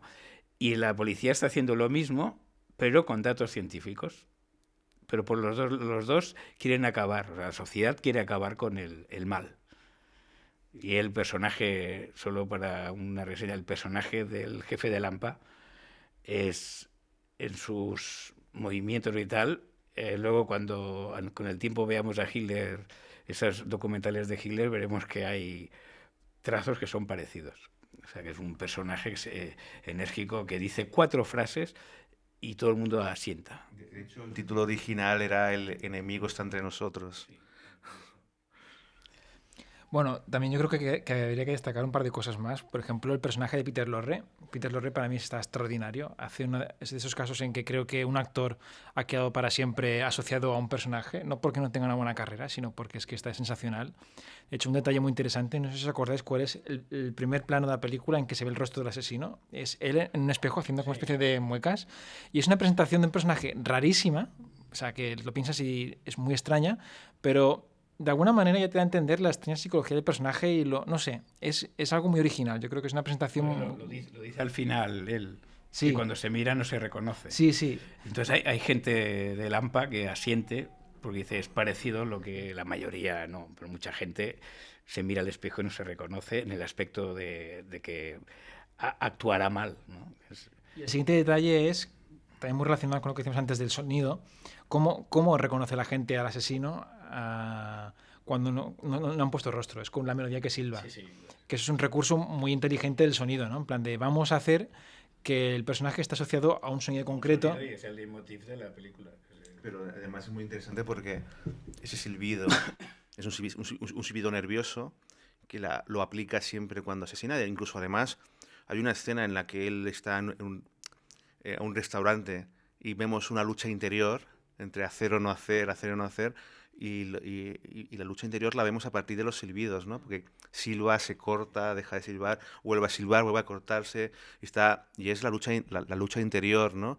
Y de hecho... Una frustración que estaba a punto de de contactar con una niña y viene la madre y la salva. O sea, y por eso está nervioso. Y además esta lucha interior acaba en el momento en que él acaba silbando de forma continua, sin estos parones. Y es además mucho más interesante porque la persona que... El único testigo que hay es el vendedor de globos, que es ciego. Con lo cual el sonido es la forma en la que lo van a atrapar también, ese silbido, ¿no? Pero es va aún más allá todavía, porque el mecanismo que tienen para localizar, para comunicarse, para decirse entre ellos, es él el culpable, para atraparlo, es también a base de silbidos. Con lo cual es un uso del sonido extremadamente creativo en una película en la que es la primera película sonora. Y eso además me recuerda también un concepto muy languiano en sus primeras películas, que luego cuando va a Estados Unidos se adapta a lo que hay en Estados Unidos y se olvida de ello, que Alan, si veis al ver M, o incluso también en el testamento de Dr. Mabuse, que ahora lo hablaremos, Lang tiene una teoría en esta época, a principios del sonido, que viene a defender que para él el sonido realista, el sonido en que se oye todo lo que se ve, no le interesa porque no aporta nada. Entonces él cree que el sonido es como las imágenes. Las imágenes tienen que ser expresivas, ¿no? Entonces él cree que el sonido también tiene que ser expresivo. Si un sonido no es expresivo, no aporta nada, ¿para qué lo pongo? Entonces, si veis las primeras películas de Lang sonoras, faltan sonidos, hay momentos en que dices, hay gente andando y no oye los pasos, o no se oyen unos coches pasar, y luego hay otros sonidos que están súper exagerados, que tienen un peso mucho más grande del que es estrictamente realista, y para un oído que está acostumbrado a ese sonido supuestamente naturalista, esa ausencia de ruidos o exageraciones de otros, se pueden percibir como errores, como falta algo, o sobra esto, cuando en realidad es una estrategia expresiva, que además se aplica de una forma muy creativa en sus dos últimas películas alemanas. Tanto en M como en el testamento de Dr. Mabuse, a nivel de sonido, son muy creativas. Bueno, de hecho, si te parece, podemos hablar ya del testamento de Dr. Mabuse, que es una secuela del anterior Dr. Mabuse, en la cual se nos habla de que se están cometiendo una serie de crímenes que parecen tener la huella de Dr. Mabuse, lo cual no debería ser así, porque Dr. Mabuse está internado en un manicomio, después de que fue como acabó la primera parte. Y bueno, a partir de aquí pues hay la típica historia de amor, los personajes buscando, el inspector intentando averiguar quién es ese criminal que parece que es el Dr. Mabuse, pero no podría ser. Y no tiene nada que ver con la primera la versión de Mabuse, no tiene un estilo tan expresionista, es como M más realista, no hay ni rastro o casi ni rastro de estilo más follotinesco. Y la película empieza con un ejemplo paradigmático de uso del sonido tan expresivo, que es una escena que la primera vez que la vi me dejó de piedra, que es una escena en que vemos un personaje que no sabemos quién es, que de hecho eso lo hace muchas veces, empezar las películas como de golpe, no te presentan personajes, te encuentras con la acción y te has de ser tú el que digas qué está pasando aquí. Es un personaje que no sabemos si es bueno o malo, que está en un sitio que no sabemos tampoco dónde es como una fábrica, y el sonido es agobiante, porque son sonidos de fábrica y de máquinas funcionando. Y no sabemos ni dónde estamos, ni qué está pasando, pero sí que intuimos que él está huyendo de unos personajes, porque hay como unos operarios de fábrica y él se esconde de ellos. Y es fascinante porque no entendemos nada, pero ya estamos angustiados, porque más o menos intuimos que hemos de ponernos de parte de él, que los otros personajes son malos, y de fondo el ruido de la fábrica, que es muy agobiante, hasta que finalmente sale a la calle y hay un contraste entre el ruido de la fábrica y el silencio de la calle. Entonces, es un ejemplo magnífico de lo que decía Raúl, de un uso del sonido muy creativo, pero también del estilo tan moderno de Lang. O sea, esta manera de empezar una película en la que no sabes qué está pasando o qué está haciendo ya el personaje. Me parece también un arranque no tan espectacular como el de M, pero sí muy llamativo. Bueno, no sé qué más pensáis de a mí me parece junto a M su mejor película alemana, de hecho. Bueno, a mí también es una película que también me gusta mucho. Eh, mm, no diría que es su mejor película alemana junto con M, porque yo creo que el primer Mabuse, sobre todo la primera mitad de Mabuse, me parece superior. E incluso te diría también las tres luces, pero sí que es una película que en su momento se infravaloró mucho, que también porque es una película que tuvo muchos problemas con... luego, de hecho, luego podemos hablar un poco del tema del nazismo, que fue una película que tuvo problemas para poderse ver. Sacaron una copia de Strangis de Alemania y que era incompleta, y es la copia que se ha podido ver durante años. Y no ha sido hasta hace poco que se ha podido ver una copia más completa, hasta hace una década más o menos, ¿no? Que ha sido cuando la película realmente se ha reivindicado y ha recuperado esa identidad de gran película. Eh, es una película muy interesante en el sentido de que Mabuse apenas tiene peso en la película, porque está en un estado, digamos, catatónico, y está como escribiendo como un libro del mal, de cómo crear un imperio del mal, pero además de forma automática, ¿no? Como querían hacer algunos artistas de la época, ¿no? Sí, exactamente, ¿no? Y escribe de forma automática, y es como crear un estado del mal. Y claro, está el simbolismo de Hitler escribió Mein Kampf, mi lucha en la cárcel, Mabuse, que es la personificación absoluta del mal, está escribiendo también, no en la cárcel, pero es como si estuviera en la cárcel, o sea, y está escribiendo también, y usa frases y términos muy cercanos a frases del Mein Kampf o a frases que hicieron famosos miembros del partido nazi, con lo cual dejaba al partido nazi en un lugar de son el mal. Y, y eh, esto nos abre con la famosa anécdota que ahora, me imagino que hablaremos ahora. Nos abre además con una película que es fascinante, porque aunque yo creo que no llega a reflejar tan bien la sociedad de su época como M, también lo hace. También lo hace. Y, y lo hace de una forma, con un tono de aventuras. Es una película muy entretenida, que se hace corta. Eh, Le falta esa magnificencia que sí que tiene M, pero tiene dobles lecturas muy interesantes, muy ricas. Sí, bueno, de hecho, eso fue lo que le costó que los nazis le prohibieran la película. Y a partir de aquí viene la famosa anécdota de su encuentro con Goebbels, que según parece, Goebbels le convocó a su despacho. Y bueno, esta es una anécdota que explicó Fritz Lang mucho en América, en que comentaba con detalle cómo fue su encuentro con el gran personaje del partido nazi. Explica cómo llegó a un edificio, dijo que tiene una cita con Goebbels, y Lang se recrea mucho en, si veis algunos vídeos o entrevistas en que explica la anécdota, se recrea mucho en hablar de cómo le conducían a un pasadizo, se encontraba con un guardia alto y uniformado imponente y le decía espere aquí, vaya por allá. Y él se sentía ya como intimidado ya de entrada, antes de verle, ¿no? Por todos esos pasadizos, supongo que sería un edificio gubernamental de esos importantes donde torturaban a gente. Y él sabía que le habían convocado porque le habían prohibido la película y se esperaba lo peor.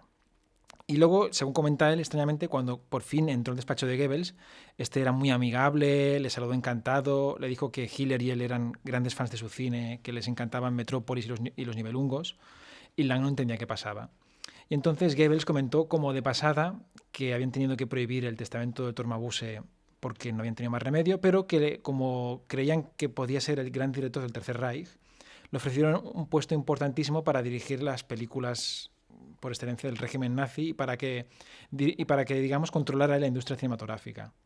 Entonces Lang comenta que cuando le dijo eso, en ese momento pensó que tenía que mirar de allí instantáneamente. Era el año 33, ya muchos cineastas judíos o no simpatizantes con los nazis ya habían emigrado, Y la anécdota explica cómo, mientras Goebbels se enrollaba, le comentaba todos los planes que tenían, el pobre Lang estaba ahí mirando el reloj pensando, me quiero ir de aquí ya, me quiero ir de aquí ya. Y pensaba, a ver, ¿me da tiempo ir al banco para sacar mi dinero? Sí, ¿no? Y pasaba el tiempo y pensó, vale, ya no puedo ir al banco. ¿Cuándo sale el último tren a París? Sale de aquí a una hora. Uf, me da tiempo.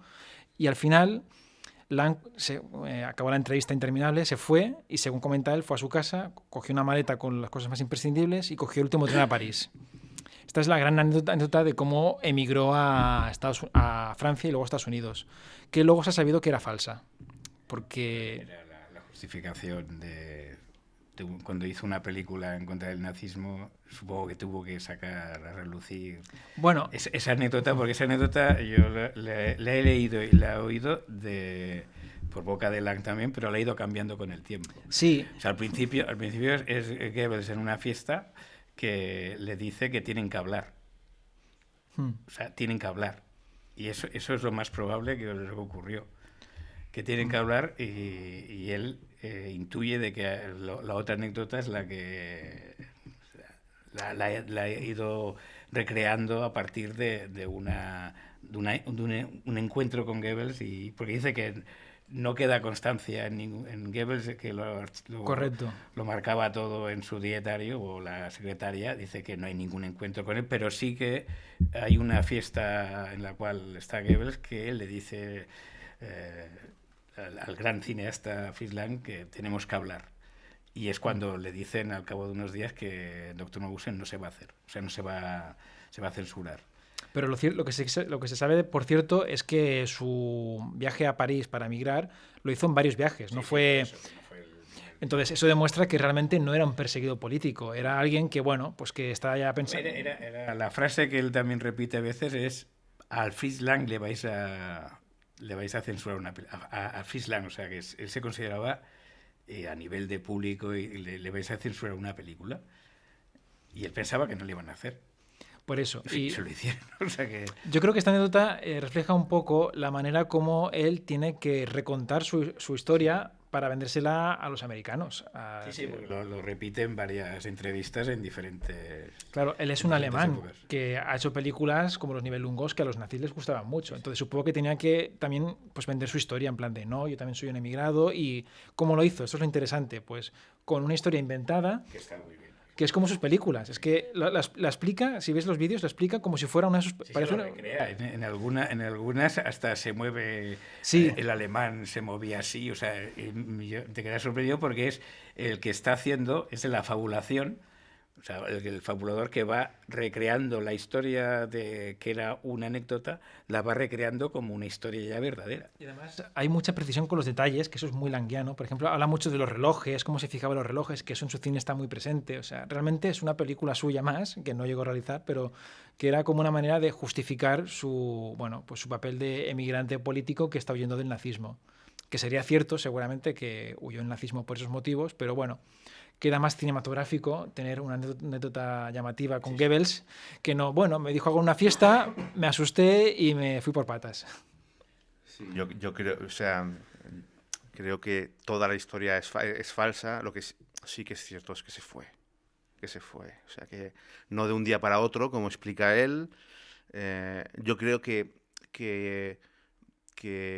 no creo que sea tanto para autojustificarse, porque no creo que, igual que hay películas que a los nazis les gustó como los Nibelungos o Metrópolis, yo creo que tenía otras que no les gustó tanto, como Mabuse, el testamento de Dr. Mabuse, pero es que incluso M era una película que los nazis, en cuanto llegaron al poder, también pasó a la lista negra. O sea, que ya tenía, él en su carrera ya tenía películas que no gustaron a los nazis, que no gustaron. Así que igual que tenía alguna que sí, pero también tenía otras que no. Y de hecho, lo que atraía realmente a los nazis de Lang era ese sentido de la grandeza visual, más que el trasfondo argumental progermánico o político de sus películas. Era la grandeza visual, que era algo que que los alemanes querían que su gran productora, su UFA, una vez quitado del poder del judío Eric Pomer, que fuera de aquí,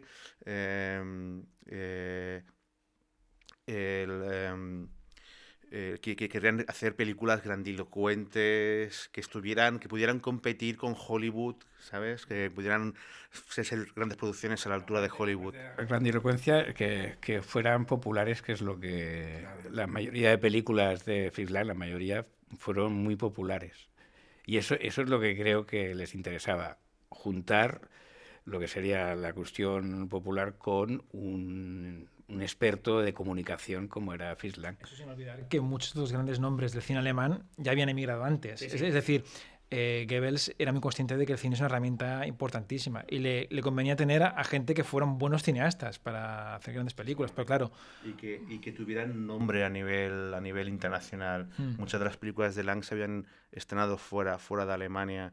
O sea, tener a un nombre de prestigio para ellos era muy importante. Es como cuando luego Pabst, que en principio huye de Alemania y luego vuelve.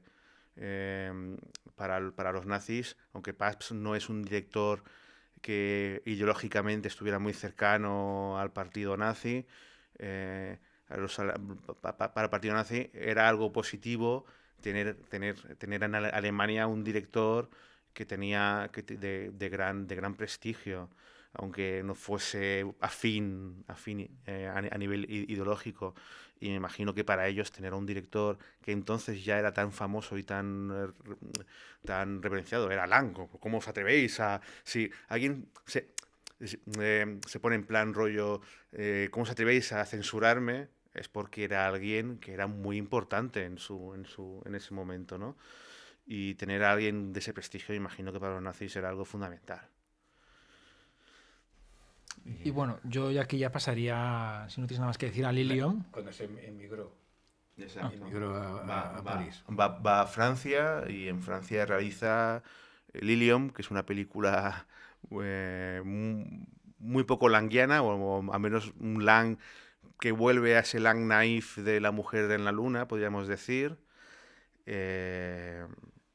Bueno, si quieres explica un poco. Bueno, realmente no sé mucho. Nos cuesta un poco saber qué decir de Lilium porque es bastante inclasificable. Es una película para mayor gloria de Charles Boyer, que encarna un típico buscavidas mujeriego que se casa con una chica, le hace la vida imposible, muere, y entonces en el cielo le deciden dar una segunda oportunidad para que intente enmendar de sus errores y así poder descansar en paz.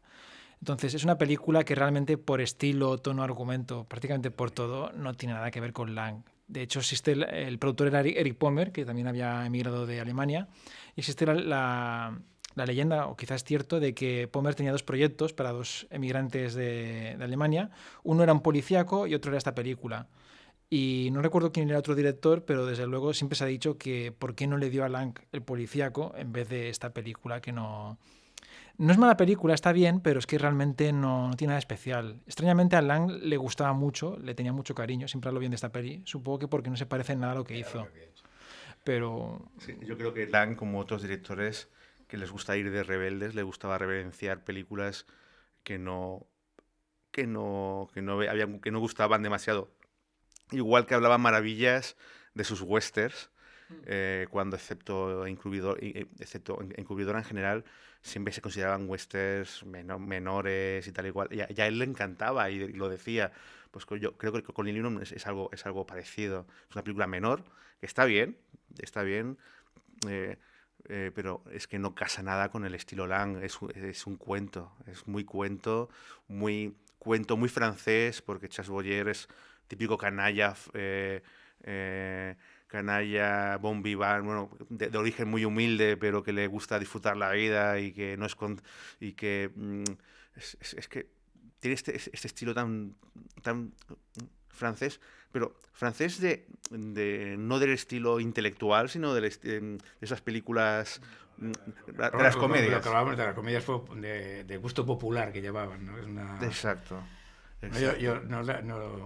Si la he visto ni me acuerdo. Lo único que sé es que leyendo el argumento hay una película americana que también es lo mismo. Bueno, es que si no es un remake es que hay una versión anterior sí, creo recordar que es de Franz Borzage. Sé que el tema que lo he leído y digo, este tema yo lo he visto. No, es anterior, entonces. Sí, creo que es anterior por unos pocos años. Sí. Creo que es del 30, la de Franz Borzage creo que es del 30 o 31, no me acuerdo ahora mismo, pero es de principios del 30 y la de Lilium es del 34. O sea, no deja de ser una película, lo que se decía, una película alimenticia. O sea, necesitaba dinero para emigrar, o sea, para ir más lejos de la emigración. Y creo que, Guillermo, que querías comentar una película norteamericana, que eso ya nos avanza con el tema del mes que viene, que de alguna manera tiene cierta relación con Lilium. Sí, bueno, es una de las mayores rarezas que hizo en América, que es You and Me, que la hizo en su primerísima época, creo que es del año 41 más o menos, o finales de los 30, ¿puede ser? Mira, lo tengo apuntado, 38. 38. Pues es de su tercera película en Estados Unidos y es una película también muy extraña porque es una mezcla que no funciona en absoluto entre drama criminal, comedia y musical. Que ya de entrada la idea de un productor de Hollywood dándole a Lang una comedia musical me parece una locura, pero bueno, sucedió. Y al final la película... Una comedia musical protagonizada por George Raft. Sí, ya lo que faltaba. Sí. Y al final no acabó siendo tan musical, supongo que porque Lang no se sentía a gusto con el género, y acaba siendo una especie de comedia-drama criminal con algún número musical. Entonces me recuerda un poco a Lilium porque también es una mezcla como de comedia, y sobre todo me parece muy interesante porque tiene, pese a que es una película muy fallida, a mí me cae en gracia, sobre todo porque tiene alguna escena con un uso del sonido que es espectacular. Hay una escena, no sé si tú la has visto, sí, hace poco, en que recuerdan su vida en prisión. Bueno, es una película en que se juntan varios personajes que han estado antes en la cárcel y que ahora están intentando reencauzar su vida y se juntan y recuerdan su época en prisión, y este diálogo poco a poco acaba teniendo un tono como musical y acaba convirtiéndose en una escena que es como muy medio onírica. A mí me pareció una escena bastante delirante. Sí, forzadamente delirante. Es una locura de escena. O sea, yo ya digo que o sea, la película no funciona y la escena no encaja, está puesta con calzador, pero es de esos casos en que ves una cosa tan rara en el Hollywood de los estudios, que es todo tan segmentado, todo tan cuerdo. Ver una cosa tan rara con un uso tan experimental del sonido me pareció bastante curioso. A mí me recuerda, ese uso me recuerda mucho al estilo de las operetas. De hecho, creo que Kurt Weill, no sé si hace la música o parte de la música. Iba a ser el autor de los temas musicales, pero al final cuando dejó de ser un musical, pues supongo que se quedó esa escena y alguna más. Y claro, pega mucho con el estilo de opereta cabaretera de Kurt Weill, ¿no? Más del estilo más... Claro, pero tenemos una opereta... Pero no la acaba de ser tampoco. Una opereta en una película de cine negro, o sea... Sí. Y además dirigida por Fritz Lang. Es una mezcla tan rara que... Pero es que cine negro, pero realmente la parte central es la parte romántica. Es una película que quiere ser romántica, quiere serlo. Claro, el problema está en que tienes a un actor tan inexpresivo que la única manera, además fortalecido por el guión, de mostrar amor es tener celos. A mí eso ya, cuando celos equivale a amor, ya me mata, para empezar. A mí es algo personal como ser humano.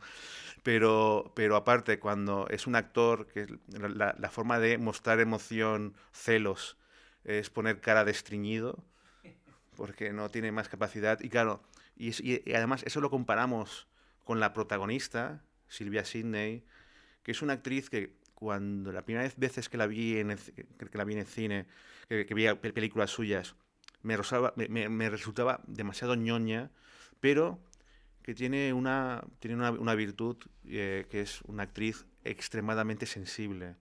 Y una vez te acostumbras a esa ñoñez de principios de los años 30 que tiene en su estilo de actuar, es una actriz que da muchos matices, ha participado en grandes películas y es una actriz que es una muy buena actriz. O sea, una vez te acostumbras a lo que es muy buena actriz. Y tienes a Sylvia Sidney a un lado y tienes a otro lado a Geoff Raft, y es que no hay color, no hay química, es que no.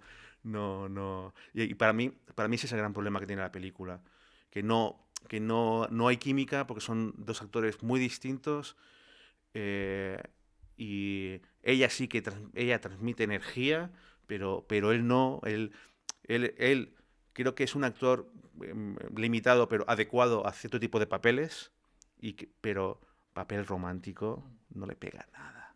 Sí, sí. Bueno, por eso lo comentaba como una rareza que me recordaba un poco Charles Boyer como proyecto inadecuado para Lang, que quedó como una cosa rara. Lilian quizá es menos interesante, pero más bien, más redondeada. You and Me es mucho más imperfecta, pero para mí más interesante precisamente por sus imperfecciones o rarezas. Pero bueno, eso también sirve como para enlazar estas dos, el Lang europeo con el Lang americano. Sí, porque bueno, luego después de hacer Lilium, Lang viaja a Estados Unidos y bueno, ese ya será el tema del mes que viene. Volveremos a estar los tres y hablaremos del Lang americano, que es un Lang también muy, muy interesante. Y bueno, aunque el título será Lang en América, como el de este Lang en Alemania, en la tertulia del mes que viene también hablaremos de las películas que hizo otra vez Lang en Alemania al final de su carrera, ¿no? Y nada, creo que con esto nos despedimos.